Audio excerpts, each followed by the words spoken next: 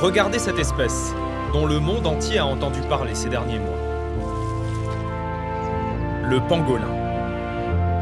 Seul mammifère à écailles du monde. Indispensable aux écosystèmes, car il dévore les fourmis et les termites qui, sans lui, ravageraient la brousse. Nous savons que se prépare un coup de filet contre un réseau de trafiquants. Nous ne pouvons plus prendre l'avion, mais nous connaissons un journaliste au Cameroun. Bonjour Tony. Et bonjour Hugo. Tu vas enquêter pour nous sur le terrain parce que nous on peut pas venir avec le coronavirus, les frontières sont fermées.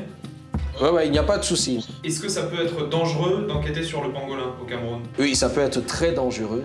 Les trafiquants d'écailles de pangolin le font discrètement. C'est pas différent des cartels de la drogue du côté du Mexique. On peut y laisser nos vies, parfois, c'est vrai, mais c'est un challenge et on le fera. On peut trouver du pangolin dans de nombreux pays d'Afrique, sur des marchés de viande de brousse. Il est encore bien frais, mon pangolin. Nous comprenons vite que ce n'est pas la viande vendue quelques francs CFA qui fait sa valeur, mais ses écailles. De la kératine, comme les ongles ou les cheveux. Elles partent en Asie, où elles sont utilisées par la médecine traditionnelle, et parce qu'une rumeur assure qu'elles augmentent la virilité. Nous allons essayer de remonter jusqu'aux plus gros trafiquants, ceux qui gèrent l'exportation des écailles. Tony se renseigne auprès de ces femmes, qui les vendent dans des filets, et se fait indiquer le nom d'un grossiste sur les hauteurs de la ville. Il fait mine de vouloir acheter, et découvre le stock. Des dizaines de pangolins congelés. 1,50 € la pièce.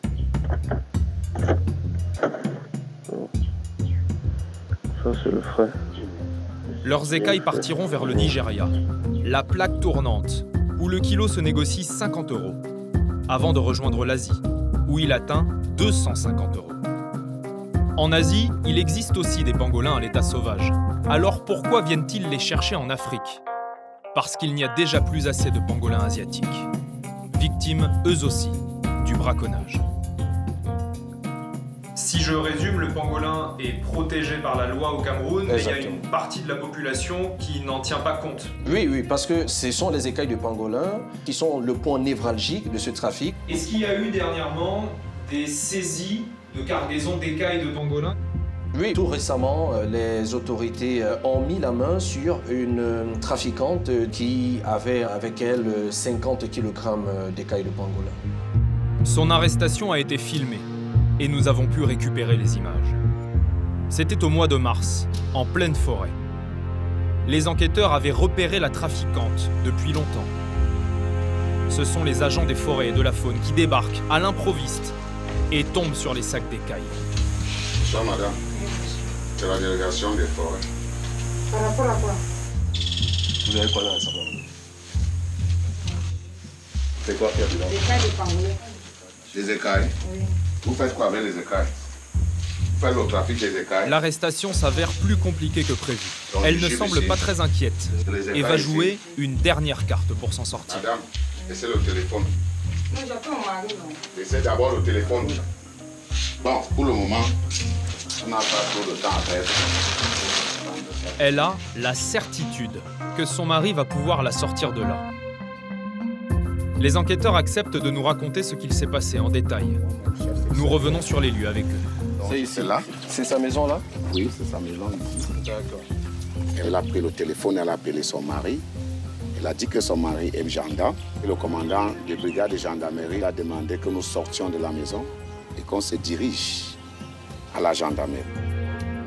Il a fallu que les agents des forêts et de la faune tiennent tête aux gendarmes locaux.